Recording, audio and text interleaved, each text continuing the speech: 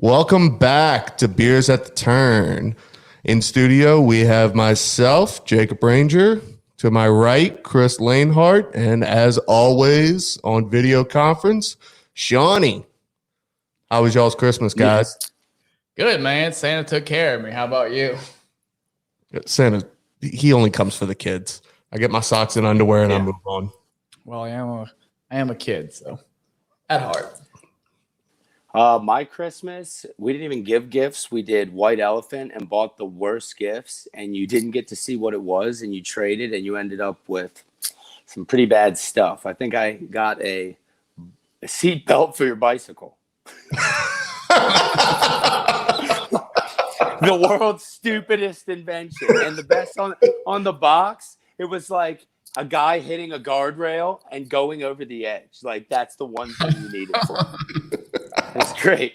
I can honestly say next year fucking made those. I would say that wins. Next year, everyone gets to pick go out and select the worst gift they can possibly find, and then you have to trade. And who do you have the balls to trade with in the family? No one wants me, I can tell you that. Well, boys, there wasn't any meaningful golf tournaments on this weekend, and we wanted to obviously record a pod, put it out there. So we decided to do a top show because y'all can all agree with me. Equipment, everyone is looking up equipment. What's the best? What's going to give me that extra 10 yards? To tell you the truth, guys, speaking for myself, I've played multiple sets of irons, multiple drivers. Sean referenced it in the last podcast. I think I have a new set of wedges like every other month. That's your club. Everything you find what's right for you. It is my Achilles heel, the fucking wedge. It's like you're at Ollivander's wine shop and you just grab that magic wedge and smoke starts flying in the air. Right. And Sean, yours is definitely the putter. Oh. You put more putters in timeout than I put my kids in timeout. The last wedge I liked, I was playing with you and I hit that eagle and I threw it on the ground and it snapped in half and I never even fixed it. I remember that. That was 9 at Audubon. Worth it. Definitely worth it. But yeah, so unlike a lot of other shows that'll just give you the best, we've actually put together the best and worst of the clubs that we've ever tried. This is going to be a fun show. If you have any questions, please hit us up at BATT pod on, I think that's it. Shoot, I don't know. I'm not a big social media guy, but I'm getting used to it. I think I'm getting used to it. We're still a new podcast, so we're going to get better as we go along. Yeah. So, see, I was right. Go fuck yourself. At BATT pod BKM on Twitter and on Instagram, we're at Beers at the Turn BKM. So if you have any questions, comments about our list tonight, we'd love to hear it. If it's stupid, we'll tell you about it. So I think we're going to start off tonight with best drivers. Chris, give me your top 3 best drivers. Oh, here we go. One of the most important clubs in the bag, the favorite club to hit for everyone, the big stick. Let's go with the top 3 drivers. My top 3, starting at number 3, is one of the newer drivers on the market. It's going to be the Titleist TSI3. Now, there are several different versions of that. The 1, the 2, the 3, and the 4. But I like the 3, just a lot of control, a lot of great spin off the driver. It's a great stick. Number 2 is the driver I have recently had in the bag. Also one of the newer drivers on the market. It's going to be the Callaway Apex Sub-Zero. One of the lowest spinning drivers I've ever hit. It's got a great look at the dress, great feel, great sound, and we all know that golf clubs are 100% feel and sound. And numero uno for me is a little bit older of a driver, but I also had this driver in my bag personally, and a lot of tour guys and ladies on the LPGA Tour and PGA Tour had this driver in their bags years after it stopped being manufactured. It's going to be the Taylormade R1 driver. Absolutely loved that head. You had that driver in your bag, I think, until the Callaway Epic Flash. I mean, the little knob on the bottom did nothing. That no one knew what the fuck it did. But yeah. Oh, never. Love I that. never know what they do now. That driver. I like they're getting rid of them. Still have the head. I'll never get rid of it. I'll never hit it again, but just personally can never get rid of that head. To each his own, man. And Chris mentioned something. We're going to go to Sean next for his top three. But he mentioned something that I kind of want to explain where he was talking about the Titleist TSI? Yeah. Where he says, good spin off the face. When it comes to drivers, spin is the only thing that really matters, in my opinion. If you can spin it anywhere from 2,100 to 2,700, it's going to increase your roll on the hit. Yes, exactly. The higher you spin it, the more it's going to plug. So I just wanted to give that little, PSA for the listeners because they're probably sitting there going, what the fuck does spin have to do with anything? Sean, what about you, man? What are your top three big sticks? All right, my top three. I'm a Callaway guy, so I would go with the Epic Flash. That thing just nukes piss missiles. Love it. Actually, dude, I got a Cleveland X5 in my bag. I love that thing. It's the hottest face I've ever hit. It's that rebound frame. I mean, they all call it something else. Taylormade calls it, the twist face. It's the rebound frame. So the ball just flies off the face, and pretty much you don't slice or hook, which I do both somehow. And let me think. Trying to go old school. I tell you what, dude, I used to have an old Cobra, and the sound was just so piercing. I used to crush the ball with that thing. Finally, the head snapped off. Trash. Yeah, and to go back on one of your comments, the twist face, ladies and gentlemen, is not new technology. Twist face is bulge and roll, and every driver known to mankind has bulge and roll on the face. Driver faces are not straight across. They are a little bit on the rounder side. Stop being a hater. I'm not. I'm just speaking the truth, man. No, Cobra, I'm not going to sit here and knock Cobra because I know it's kind of like, it's like the redheaded stepchild to I the think rest their of older them. clubs were better than the stuff they make now. Right. But at the same time, like I know people today that are still playing like the Cobra Rad Speed that absolutely fucking bomb the ball. It's just not for me. I can't sit there. I can't look at it. Maybe Bryson has something to do with it. Anything he uses. Yeah. Oh, I agree. I'd never dream of using it now. Yeah. So, maybe that's just me. But I'm going to give y'all my top three. And it's y'all already touched on one of them. But my third is the Titleist 913 D3. Okay. This thing. Right there on. Right. It didn't have any twist faced or anything like that. It was just a sexy looking stick. It was a 440cc head, looked good at a dress. I liked it. Number two is actually the driver that I'm playing right now. It's the Taylormade M2. The big question that I get asked a lot whenever I'm playing with people that I don't normally play with is, well, what's the difference between the Sim and the M2? Fucking nothing. The M1 has an adjustable weight. That's about it. It's fucking nothing.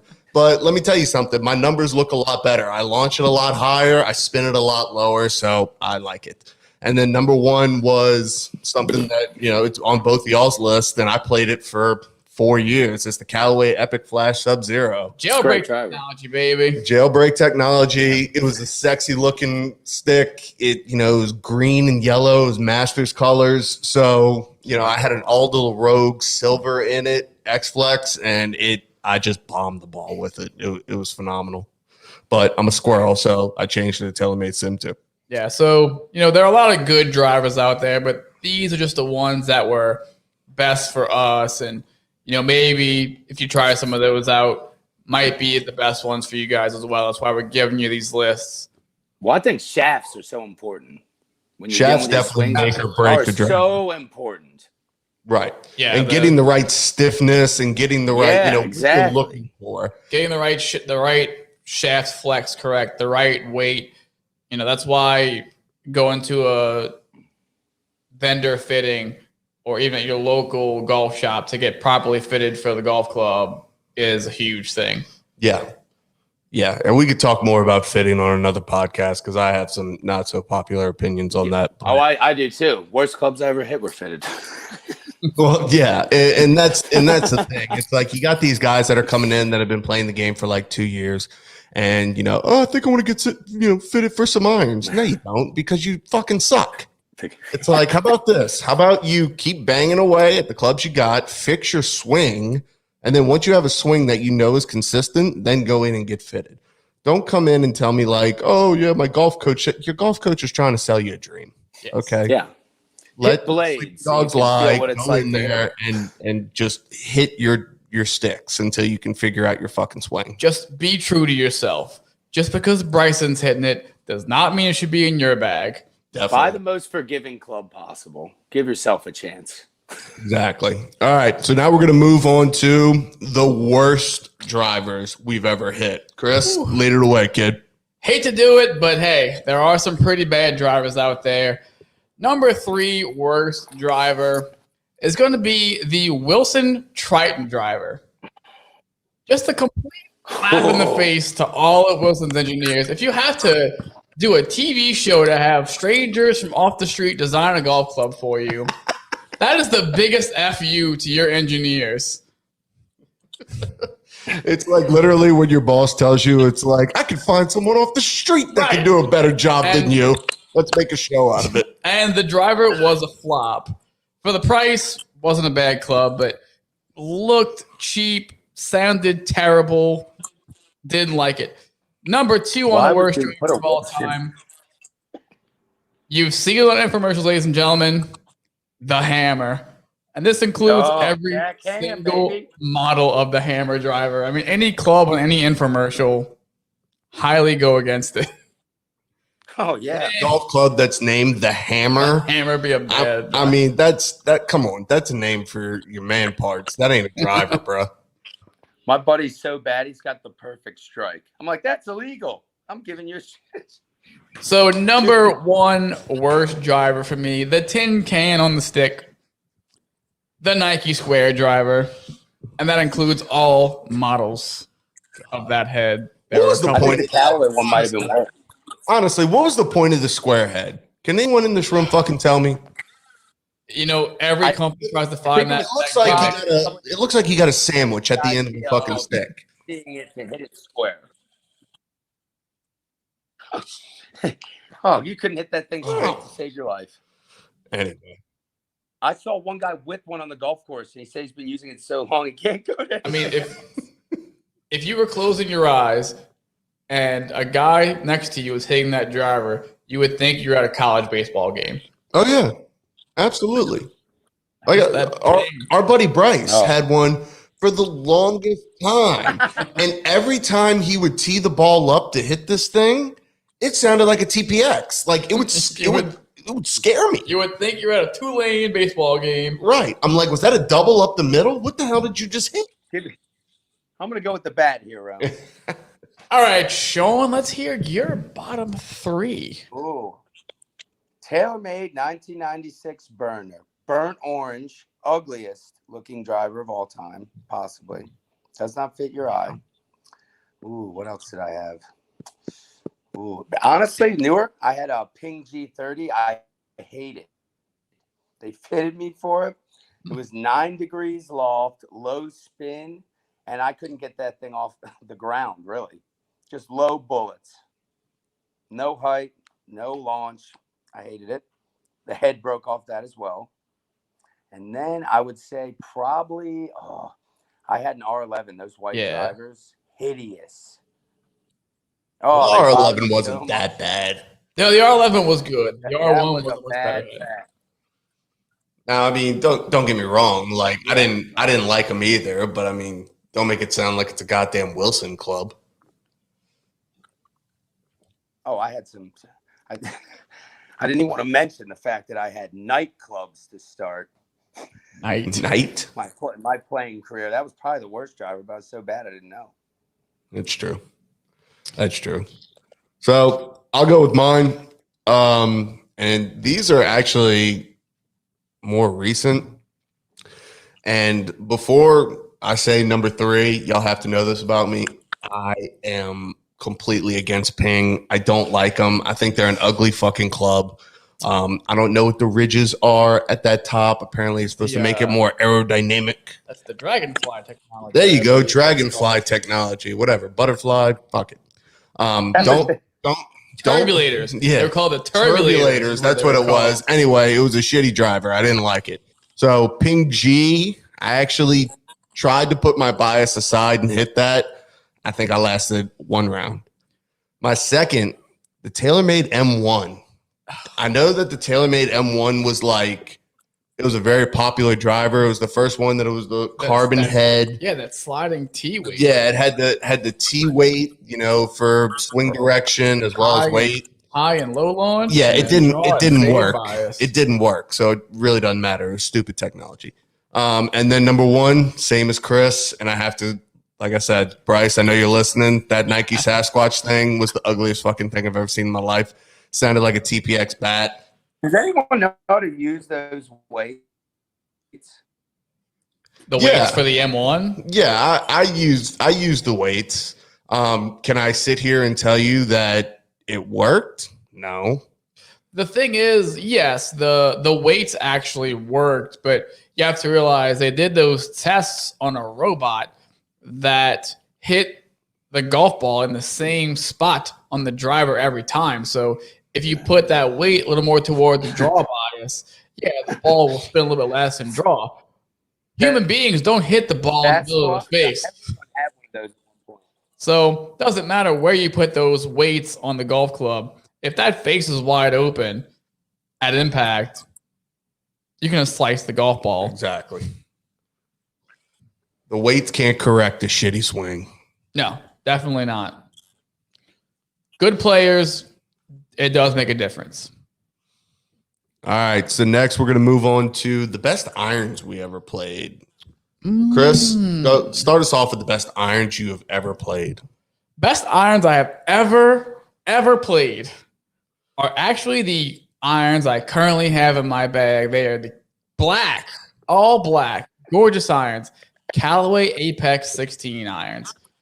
I mean, great looking iron that's set up. It's got a forged face, completely smooth feel, a forged face forgiving iron. You can't ask for much more in an iron. Facts. That's the best iron to me. The second best iron of all time will live throughout eternity. I'm talking about the Ping i2s, but the copper beryllium especially. So many irons. Those are collector's items. But so many irons were designed after the Ping i2s. Yeah, but they got rid of the square grooves because it tore the cover off the iron. ball. Third best iron of all time is another recent one, but I will tell you this about Callaway Golf Company. They love putting out new product. And it took them 2 years to replace this. The Callaway Rogue irons were such a great iron. The next year when they were supposed to release a new one, they just couldn't do it. They could not find a better iron to replace that. Sean, what you got, bud? All right, I would agree with Chris. The best irons I've ever played are Apexes. They're a little newer than Chris's, but they're also black. Smoke, just sexy as shit. Pretty. Oh yeah, you gotta go. I want to get mine reshafted, and I'm trying to just buy new shafts because I like. We're having some technical difficulties with Sean.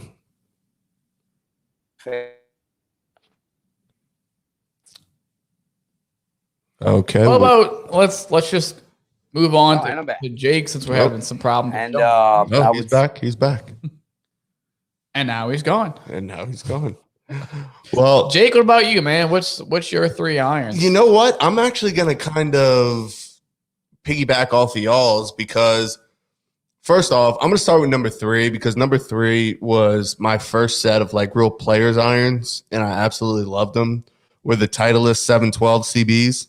Oh yeah, gorgeous. Yeah, they were a gorgeous looking club. Gotta be a player to hit them. Yeah, you gotta be able to hit in the center of the face, but they were just a sexy looking club. Number 2 is going to throw you all for a loop if Sean ever comes back to us. The Nike Vapor Pros. Again, the green, be a player to hit them. The green that was on those clubs. Yeah. Oh, they were so butter. I wish I never got rid of them, but I did. And then number 1, I followed suit with y'all. Y'all said the Callaway Apex 16s. I'm actually going to go the Callaway Apexes the year before. The original Apexes. Those things were so forgiving. They still had the forged face, so you still got that spin on the golf ball going into greens on your lower irons, but they just felt so good, especially when you put the right shaft in them. And last I checked, the new Callaway Apex irons, they've got 3 or 4 different versions of them. So there is a version of Apex for every handicap. I mean, even with the DCBs, I mean, they're Big Bertha with a forged face. Right. Number 1 iron in golf, baby.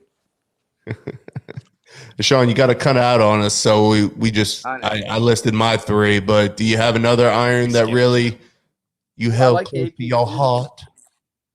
I like the AP2s. I hit Callaway irons most growing up. I had like X20s. I played forever. I loved them. X22s, my first ever like new iron set. Yeah, and then X20s, and then I went to pings and couldn't hit them worth a shit. Ping sucks. Oh man, what I've been trying to tell y'all. All right, so now we're gonna go worst. What's your worst? Man? Worst, I'll try and go quick with this, but I had to do some research on these because I've seen them, haven't had them personally. But number 3 is going to be the Simmons Tiger Shark irons. And I only know these because I see them every time I go into a thrift store. What in the cinnamon toast fuck is that? Hideous irons. Number 2 is going to be the Cleveland VAS792s. Another just strange looking offset iron. Don't know what they were doing designing those things. And number 1 is going to be the Ray Cook Titanic irons. Named appropriately because they sunk just like the Titanic, rest in peace. But also one of the flaws was they had a very weak shaft. So they had several shafts break that caused a numerous amount of injuries. And I mean, trust me, I know a buddy whose shaft broke at the top of his swing and sliced his arm wide open. So that serves him right for having something stupid like that in his golf bag. Wrap it up and get out on the course. No, it wasn't that iron. It was a newer iron that I will not name. I know who you're talking about. But that's my bottom 3. Sean? Ooh, I started with I had like McGregor blades. Oh, they were terrible. It was like literally hitting a wooden bat with a rock. I couldn't find the sweet spot ever. They were you remember the old grips? How do people no cushion, just beat your hands up to death. Right. Any rain, that thing's going flying. I would say second worst were ping. And they were newer. They were G30s. Yep. Ooh. And I hit them so good in the simulator, and I could never hit them on the golf course. Never knew where they were going. Never knew the distance on them. And I would say, what's the worst iron I've had? Probably those Spaldings. And third, I actually like my Hippos. I haven't had too many irons. I love my Callaways. If I stick with some, I stay with it. Not Cleveland's. You know what? Taylormade. I used to play my buddy's M1s as like demo set. I just don't hit Taylormade irons well. They feel light to me. The Callaway feels like heavier in the head to me. Same with Titleist. But yeah, I'm just not a big Taylormade iron guy. Right. You are now, aren't you, Jakey? Yeah. I play the Taylormade P750s. And you're right. And that's the thing. yeah, I'm not bad. But that's the thing when it comes to irons. Like Sean, you've played with me a lot. Chris, you've been there when I'm squirreling around with clubs. When it comes to head weight in an iron, whatever the manufacturer sends you is going to be a lighter club. So, like Sean was saying, he felt like Taylormades were light. I feel like all clubs are light. So whenever I get a new iron set, the first thing I'm doing is pulling the head and putting like a 10-gram hosel weight in there to make them heavier. Do the same thing to my wedges. The only thing I don't really mess with the swing weight is on my driver, because I do like a lighter driver because I swing it faster. Yeah. So you're right. You got to do some customization if you know what you're looking for. Don't go out there and put 10-gram I had some hosel weights in your Callaway X22s. Yeah, and I'll have to say that, ping irons are not bad clubs. Ping clubs in general are not bad clubs. I like the G400s. I like the G30s. I like the G25s. But if you didn't grow up playing ping, they're a very hard club just to switch over to. Right. Yes. Right. And that's the thing. Most people that play pings, they started out playing pings because their dad played pings. And the reason that they played pings because their grandfather played pings. Correct. So, like, no one's ever going to be hitting like an AP2 and then wake up one morning and go, I think I want to try ping irons. Like, you're kind of grandfathered into it. Yeah, or they sell you on the technology to get you with the name. Yeah. Oh, Dragonfly technology. You get hustled. That sounds cool. I'll have that. Exactly. Well, worst irons for me, number 3, any Adams iron. I can't pick one. They all fucking sucked. Rest in peace. Yeah. Exactly. Rest in peace, Adams Golf. Rest in peace. The only thing keeping them in business. Tom Watson. Exactly. I don't know any other one who hits them. And number 2, I played the Shrixon 745s for a little bit. They weren't a bad iron. I didn't like the feel. No matter what I did with the weight or with the shaft, I just didn't like the feel. So they weren't for me. But I know a lot of people that play them and they absolutely love them. Like I said, it just wasn't my cup of tea. And then number 1 is really going to throw you all for a loop because I played Titleist for the longest time. The Titleist Ap2716s. Really? Yeah. Hated them. Absolutely hated them. And I played the 714s for like 3 years. Could not stand the 716s. Could not stand them. Even though it's a big 5 company, just not every big club's going to be a home run. Right. And, they make the best irons. They make the best wedges. They make the best ball. So you're expecting, but, sometimes you fucking swing and miss. And that's exactly what they did with the 716s, in my opinion. All right. So now we're going to move on to wedges. This is as Sean would say, this is my forte. Yeah. This is your forte. This is my forte. I switch out wedges by the way. Sure. You want me to go? Okay. You want to go first? I'll go for. I got this. Because I went ham on my list.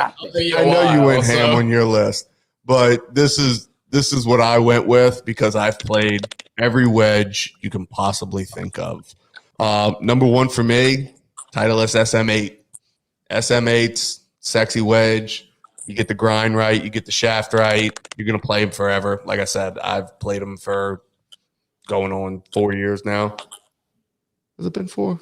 Yeah, it's probably been like 3. SM8s. Yeah, SM8s. They were probably released 2 or 3 years ago. Yeah, about 2 years ago. Close to it. They're probably going to release them. All right. So for a guy that switches wedges every month, for me to hold on to them for 2 years says a lot. The next one, again, snapping off a curveball at y'all. The Nike engaged wedges.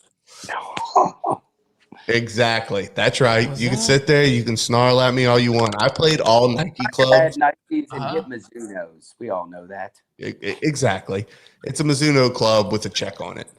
But the Nike Engage wedges, I don't know what it was. The square sole plus the whole head rusted. It'd fuck up your golf bag really nice.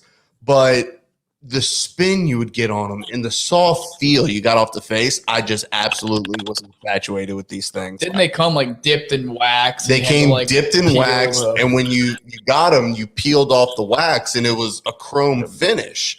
And you would go to the range with them one time, and they'd start to rust immediately. Like I said, it would get all over. Rust, don't you? But now what clubs are starting to do. Yeah, what clubs are starting to do is that instead of making the whole head rust, they're just making the face rust, which is the most important. Nice. So those are the wedges that I have now, which is number 3 for me, and that's the Taylormade Mg3, the Tiger Woods editions. Mm-hmm. I have them in a 56 and a 60, and then I have an Mg3 50 degree. But all the faces rust on it. Yeah. And you do get a lot more spin. And you are able to kind of go after some more pins because you know you're going to get that check. Right. So those are my top 3. Chris, what are yours, man? So I'm going to kind of feed off of your last one. Ladies and gentlemen, rust is a good thing. Good thing when it comes to wedges. It may look ugly, but it does promote spin. Spin is very good with wedges. So I kind of went a little over the top with my list, but 6 and 5. Number 6 is going to be the Taylormade mill grind wedges to kind of go off of Jake. I just love how that face rusts. Extremely good. Number 5, the Cobra Pour Trusty. Rust is good, ladies and gentlemen. Number 4, really quick, the Callaway Mg3 wedges. If you like Cleveland wedges, Cleveland is named after Roger Cleveland, who no longer designs Cleveland wedges. Roger Cleveland designs wedges for Callaway Golf now. So to get a true Cleveland wedge, you have to go to the Callaway MD wedges. Number 3 is going to be the Cleveland RTX wedges. Number 2, Titleist Vokey. Pretty much anyone. Last but not least, have to go classic, the Ping Eye 2 wedge. Now, I only say because of this. So many wedges today are designed after that wedge. Every single high toe wedge on the market right now was designed after that wedge. Phil Mickelson had a Ping Eye 2 wedge in his bag. Callaway wanted it out so bad, they allowed him to design the PM grind wedge that Callaway puts out, which is modeled after the Ping Eye 2. You are correct by saying that, but also have you ever actually played a high toe? No, but they're hideous. But exactly, it looks like you're hitting the fucking club with a frying pan. But the thing with golf, all these companies love to copy off of one another. Oh yeah, so they absolutely the best stuff. Absolutely, Shawnee, what you got, bud?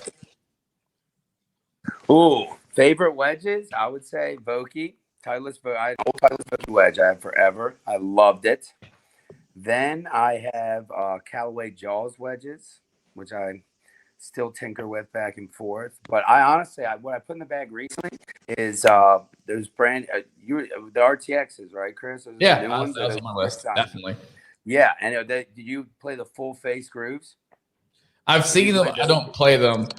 But I tried those. The amount of spin those things put on, you just have to be ready. Like you can really go at pins. You just got to start realizing how much more spin you put on it.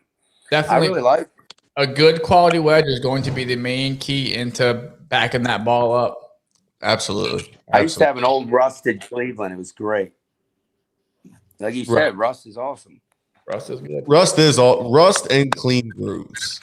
You know, I don't want people to think like, oh, okay, you can go out and get a Vokey from 98, and because it's all rusted, oh, now all of a sudden you're going to be able to spin it like Phil. It's not the case. No. Like, you got to make sure the grooves are sharpened, the grooves are clean, so that you're able to get all you can get out of that wedge. It also takes good greens as well to be able Correct. But that's a whole other episode. Yeah, exactly. I got to step up groove cleaning on my rounds. Dude, you and me both. Honestly, I used to be that dude that before every round, I'm sitting at my kitchen sink with the scrub brush and I'm cleaning them sometimes. Yeah. Like I'm gonna make sure they sparkle. Better cleaning them at the court. Now I don't even wear golf shorts when I play. I wear gym shorts and an untucked polo. I look like Roy McAvoy out there. Classy. I got class coming out the ass. You can go fuck yourself. Classy. You ever golf in jeans? I'll slug you. No, yeah, that's where I draw the line. Mainly because it's so damn hot. I'm a sweater. I'm sweating right now. Golfing in jeans. Oh, that's true. Exactly. All right, so worst wedges. You know what? I'm an equal opportunist. I said last for my best wedge, the Titleist SM8 was my best wedge. My third worst is the Titleist SM6. Because remember, it was a forged face, but a cast head. Yeah. So you couldn't bend them. You had to send them. You had to send them to Titleist to get your specs. So, like for instance, on my wedge set, I have a 50 degree, a 56 that I bent to a 55, and then a 60. All of them are a degree flat. So if I was to do that on the SM6, I would have to order it from Titleist. I couldn't go to like Watts or Roger Dunn or any of those stores to get that done. Yeah. So you were kind of SOL and JWF. By the way, for anybody that's wondering, that's shit out of luck and jolly well fucked. So number 2, I know you went on a rant about Cleveland. I fucking hate Cleveland wedges. I do. You're fired. I do. You can fire me. I don't care. I quit. I'm taking my beer with me. But anyway, I don't like them. Just something about them just doesn't feel right in my hand. But it's not as bad as the Callaway Mg3 wedges. 2 out of 3 panels ain't bad. With the wedges, that's fine. That's fine. But the Callaway Mg3 wedges. Really? So y'all can relate to this. You ever hit a club or hit a wedge? For me, it's a wedge. When you hit a wedge and it feels clicky, like you hit it and you just feel like a click. And I like soft. Okay, I want it soft off the face. And with Cleveland and the MD3 wedge, it just felt like I was kind of like how Sean said, I was hitting rocks in a parking lot. Yeah. Like I said, just personal preference. Don't try to cancel me. I didn't say anything, that deserves to be canceled. Just giving you my opinion. Yeah. And my only hole in one was with the Callaway MD3, 56 degree, 12 degree bounce. So I hold that wedge. We want references. Here's my heart. What'd you say, Sean? We want references. Who was there? Frank Phillips, Brian Hartman, my 2 witnesses. Perfect. Email me. Will do. At me, bro. So let's go to my bottom 3 wedges really quick. Number 3 is going to be the Taylormade TP XFT. And the one thing I remember about this wedge is the face was interchangeable. Huh? There was a tool where you screwed in the back of the head and the face would pop out. And I remember put this. A new face on there. What's your identity, bro? You identify as a wedge. Bruh. Number 2, the Alien Wedge. If you need a wedge that forgiving, you should not be playing golf. That thing got you out of the sand. Totally illegal. Numero. It looked like a fucking rake. Sand. That thing was great. Is a wedge you can still buy at Academy, I believe. It's the Wilson Superfly. Oh, 76 entire degrees on that club face. Right. No one in the world should need that much loft on a wedge. If you need that much loft on a wedge, you shouldn't be playing golf, okay? 76 degrees. I do find that funny whenever I go to Academy or something and I go in the golf section and they have the 76 degree. It's like, dude, I don't need to open up the face at all. Like, I could just lay this thing down and just swing full. It's beautiful. What you got, Sean? I don't even think I have a top 3 because my move is to leave wedges at golf courses and magically they never get found. Or I'll break them and then I'll end up with like a shitty acuity wedge. So I in the meantime looking for my new wedge. And then I'll hit that, hate it, Eventually, one of you guys will either fix my club or I'll just buckle down and go buy a new wedge. But I would say these acuities were the worst wedges I ever had. I don't even know what brand it was. I was just like, oh, I don't have wedges in my bag today. Let me go check the lost and found. I guarantee you, look on any golf course, they have an acuity wedge in the lost and found in every degree. It's terrible. Oh, Jesus. Okay. Well, now, so we're given our top 3 of drivers, irons, wedges. We're gonna dial it back, okay? Because the next category is a category that it really can't be defined. It's a personal preference, Right. okay? Because I've seen guys putt with 100-year-old putters and make everything, and I've seen guys putt with $1,000 putters and can't make a 2-footer. Correct. So it's really just personal preference. So Sean, we're actually going to start off with you because you're our favorite expert. What has been the best putter you've ever putted with? Are we going favorites first? We are definitely going favorites Personal first. favorites. Oh, I had an all black Tour Spider, no line, which I didn't like at first. And going back, maybe I would consider getting one, but it just kind of took my head out of it, The DJ, right? Like, hey, I'll just line it up, hit it, and that thing always fell. Believe it or not, my second favorite putter was a Nike Method. Every long putt I ever hit was with that thing. I would hit 50, 60 footers, had this beautiful soft face. And then now I play my favorite putter ever. It's now the old school Scotty with the Tyrillium face. Yeah, that's the one you putt with now. Oh, I love that thing. Yeah, that's a classic.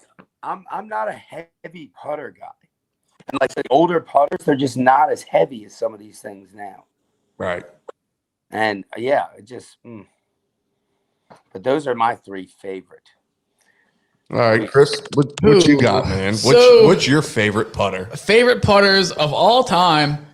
Number 3 is a newer model, and the Ping Fetch.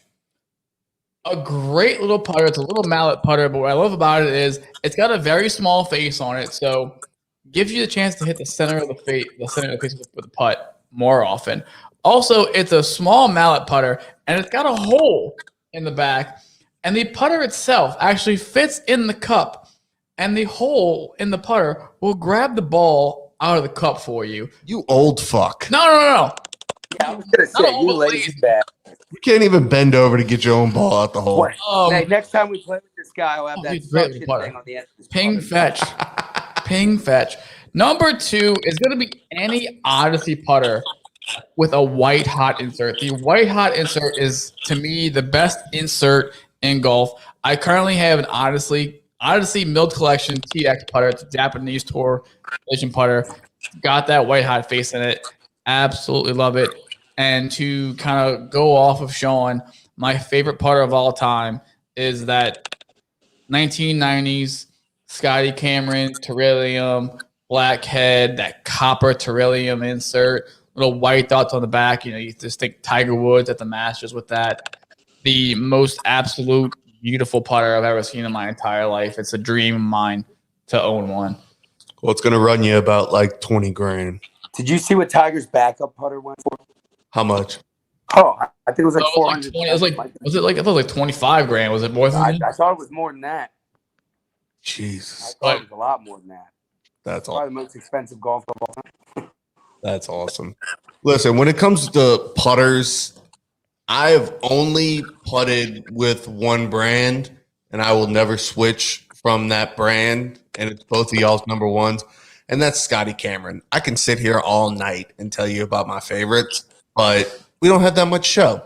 Yeah. So literally, the best putter is Scotty Cameron. You can't beat the milling. Sean was talking about earlier where he said, the older Scotty Camerons aren't as heavy. But as y'all know from earlier in the episode, I like heavy. So I actually buy the Scotty Camerons and then buy like the 40 grand. Heavier weight. Yeah. To make it heavier. I think neck shape's important, dude. Like I love that, like Newport's 2 style. Right. The Exactly. slant neck they throw on. Slant neck and the plumber's neck. It's very important for getting your The eyes crooked neck messes over the with ball. Right. that. Exactly. So give me your worst. What has You been want to the do worst? worst putters? Well, actually, let's start with, because Sean, you could probably host a whole episode on worst putters. What has been the absolute worst putter you have ever held in your hands? Oh, I was a ping. I literally won a bunch of money at the casino, and I'm like, I'm buying a new putter because that's what I always do. And I got this King Scottsdale, and the back, it was like the butt shape, like the 1/2-8. I literally 3-putted, I think 16 greens, and just handed it to my friend. Said, "Here you go." He might still have it.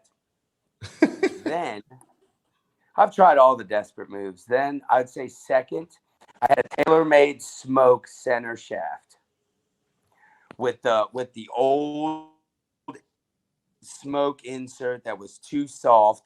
It never lined up. I've never missed more short putts in my life.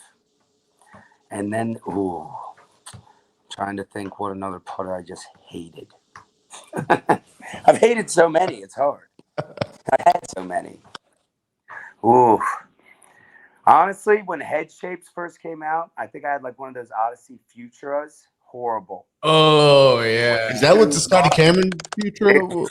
The Futura. No, not the Futura. That was the Scott. But you remember what was that Odyssey putter?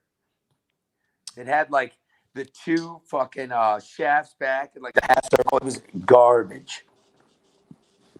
Oh, I could not hit that thing. Yeah, it looked like a Star Trek warship. Yeah. I know what you're talking about. Don't remember that one. Was it like an Odyssey? It wasn't a 7. It was the back strike? I don't know, but it had like it looked like a Klingon I warship. think I know what you're talking about. Yes, exactly. It looked like a warship. Right. So I guess my bottom 3, the Cleveland Smart Square. It was literally a square. Oh, Totally hideous. Live true to the name.